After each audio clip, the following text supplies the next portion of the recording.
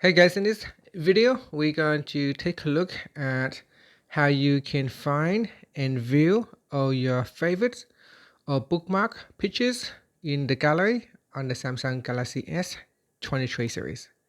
First, tap on the home button to return back to the home screen. And on the home screen or in the app screen, open up the gallery app. From the gallery home screen, in here you can tap on pictures. Then tap on the menu key at the bottom. From the pop-up, tap on favorites. In here, you'll be able to find all your favorite pictures. And if you have videos that is bookmarked, then it will be shown in here as well. Now, if you do not want to have them in the bookmark anymore, you can simply touch and hold on one of the items. And then you can select the item that you want to unfavorite. And at the bottom here, tap on unfavorite. Will allow you to unfavorite them.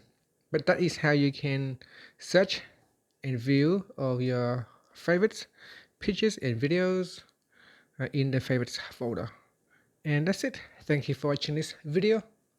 Please like and subscribe to my channel for more videos.